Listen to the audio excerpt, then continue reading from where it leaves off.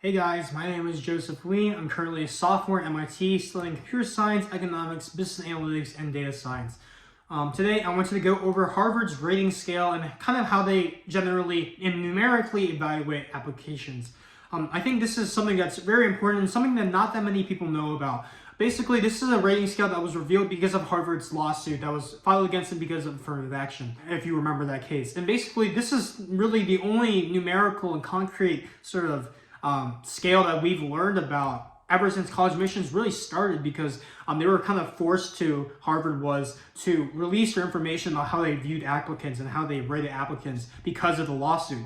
So in general, I think this is advice and sort of a rating scale that applies to probably most other similar tier colleges, like maybe MIT, Stanford, Yale, other Ivies. There's no confirmation of if this is actually how other schools really evaluate their students, but I think you'll see as I get through the video that you would have to imagine that this is probably a very similar sort of deal at other schools, because it's a very general criteria, not super focused towards Harvard, more so just a kind of a criteria of how they evaluate applicants.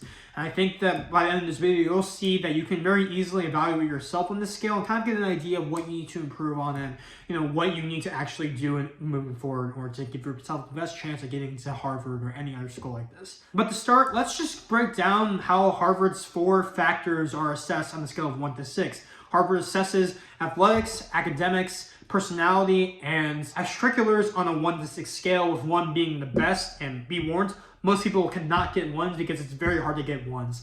And the 6, which is basically nothing and like a really bad value. So let's start with academic rating. And again, for a sense of scale and how many people actually get each of these ratings, only 0.5% of students, which is about 1 out of every 200 students, actually get a 1 in academics, while 42.3% of students who apply to Harvard get a 2 in this category.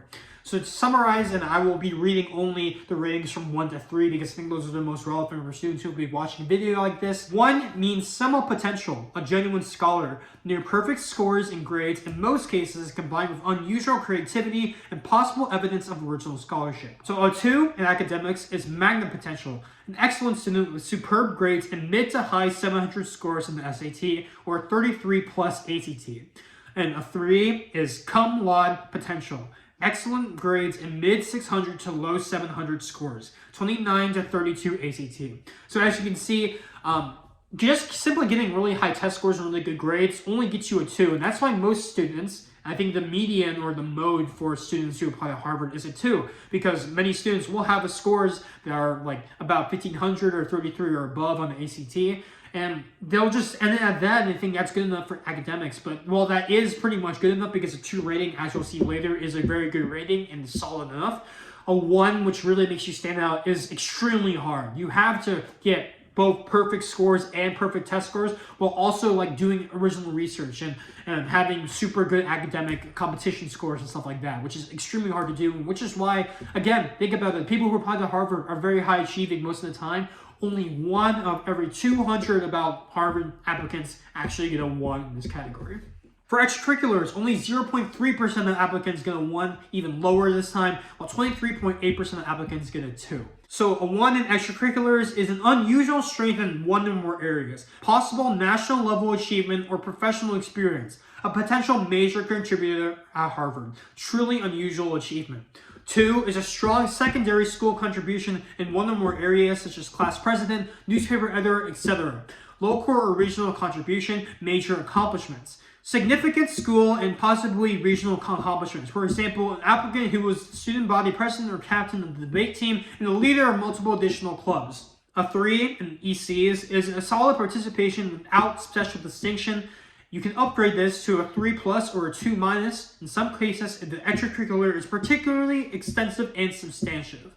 So as you can see, I think a lot of students who apply to Harvard would fall in the 2 or 3 category. In order to get a 1, they, again, only this time about 1 out of every 300 to 400 Harvard applicants will get this. You have to be truly unusual and truly someone who has done exceptional national level impact on like a major level. And so again, 2 is a very good score. Only 20% of students who apply will get that, but 1 that really makes you stand out, which you see later, you have to be really outstanding. For athletic rating, only 0.9% of applicants get a 1, while 9.2% of applicants get a 2. And you might be concerned about those numbers being super low, but the one thing I have been emphasized to me many times over learning about this rating system is that athletic rating can only help you and it won't hurt you. By that I'm saying is that if you have a positive athletic rating, that will help your case. That you have like a 6, which is basically saying that you haven't really ever done any physical activity during high school, it won't hurt you. It can only help you. So please don't be concerned if you don't have a 1 or 2 or 3 in this category. It won't hinder your progress, only help you in the admissions process. But to elaborate, 1 is an unusually strong prospect for varsity sports at Harvard, desired by Harvard coaches. Essentially, you're getting recruited there. 2 is a strong secondary school contribution in one or more areas, possible leadership roles, while 3 is just active participation. So again, if you don't follow one of those categories, please don't be concerned, but that's just a breakdown of what type of score you would get. Finally, the 4th and final category is personal rating. Where 0.0% of applicants, that's right, 0.0%, which means below 50 total applicants every single year get a 1 in personal rating, while 20.8% of applicants get a 2. This is by far the most sort of vague category out of these 4. You can see here by the description on the screen that 1 is outstanding, 2 is very strong, 3 is very generally positive, 4 is bland, 5 is questionable, 6 is worrisome. That's very general. And so it's very hard to kind of know what type of score you're going to get on this category because it all comes down really to your essays and your recommendations and sort of how people judge those things is almost subjective all of the time. So it's kind of pointless to kind of worry about the specific number you're going to get on this because, again, you're probably not getting a 1 because, again, only 50 people every year, not 50%, not 0.5%, 0.0% of students will get a 1 on the personal rating. But it's just kind of another way it's just another category for you to kind of know about and realize that it's one of the 3 main categories because realistically the athletic category isn't that important for the rating scale to address people who are getting recruited by Harvard. But it's one of the 3 major things. So again, just by this rating scale, you can see how important your essays are and how important it is for you to get good recommendations, people who really enjoy your presence. But yeah, I want to also go into the specific numbers that we know about students who can actually get into Harvard based on these ratings. So there's kind of like 2 categories that give students really good chances of getting into Harvard. First of all is a student who excels in one dimension. So basically a student who gets a rating of 1 in one category and not any other ones. So for students who got an academic rating of 1 and no other ratings of 1, you have a 70% chance of getting into Harvard almost, 68% specifically. So as you can see, that's a huge impact in your chances. I think Harvard dipped below 5% acceptance rate recently. 68% is a huge chance, and you can see that 1s really make a difference. An extracurricular rating of 1 with no other 1s is a 48% admissions rate. A personal rating of 1 with no other 1s is a 66% acceptance rate. An athletic rating of 1 with no other 1s is an 88% admissions rate, which is not very surprising. That's the highest one because we know that recruited athletes at D1 schools almost definitely get in most of the time. So as you can see, getting a 1 is extremely hard, and it's for a good reason because they really want to make sure that they're filtering out the most elite of the most elite in each category. If you are filtered into one of those 1 categories, you have an extremely good chance of getting in. And I think a lot of people's reaction when they first hear this is that they really want to focus on one area. Maybe it's academics, maybe it's certain extracurricular involvement that they have. Maybe it's really focusing on sports. You can get a 1 in a category and having, an above 50% chance of getting into the school. But first of all, again, it's very hard to do that. And I think something that is still very feasible and something that's another very reasonable approach to try to get into a Harvard or another type of school like this is going for a well-rounded profile, which is something that I did personally through high school and something that I think got me eventually into MIT. And so you can see on the screen that 3 ratings of 2 with 1 rating of 3 or 4 gives you a 43% chance of getting into Harvard, which is, again, very good. That's almost as high as getting an extracurricular rating of 1 and having no other 1s. Getting 3 ratings of 2 is still a very good sign. And if you get 4 ratings of 2, which is very hard to do in its own right because you have to be pretty good or very good, maybe not elite, but extremely good still in all 4 categories, you have a 68% chance of getting into Harvard, which is the same as if you got academic rating of 1. That's the same chance. I really just wanted to talk about this in this video because you can see based on the numbers and the descriptions that there's 2 really good ways to approach this. It's either being really, really good in one area. Maybe you did like USABO or like Chemistry Olympia, you got like top 20 in the nation. That would probably give you close to academic rating of 1 and give you a really high chance of getting into Harvard. Maybe it's you founded a nonprofit and you also founded a business and you're really good at extracurriculars, or maybe you are a national level athlete at a sport, you're getting recruited by Harvard. These are all ways to give you potentially a 1 level in one of these categories, and by doing that you give yourself like a 50% chance or higher chance of getting into Harvard.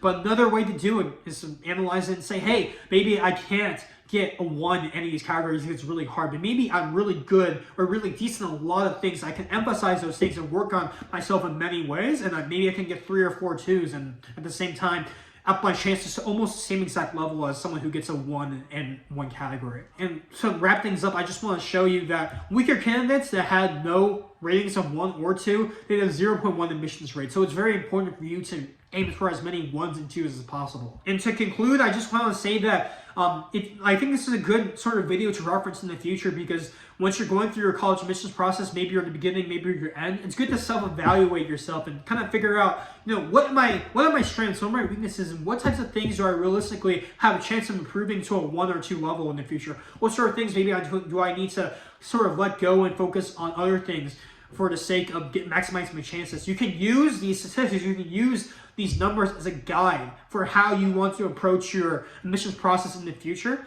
and sort of use this as a measuring stick for how you want to approach your college application, your college journey, and your high school journey. So with that said, I think that's going to about do it for me. Again, I think you should, if you remember this video and sort of reference it throughout your college and high school experience, I think it can be very valuable for you to kind of give yourself a self-assessment as to what you need to improve on and what you need to work on. But yeah, I think it's really good to have these concrete numbers. It's very useful to know concretely what Harvard and probably other schools are looking for. And I hope you guys enjoyed the video. I hope you guys had a good time. If you enjoyed this video and you want to hear more from me, please check out some of my other videos on the Linkstory channel or my YouTube channel. Those will probably be linked around my profile, but I really hope you guys have a great rest of your day. I wish you the best of luck on your high school and college journey, and I hope you guys have a good time with applying.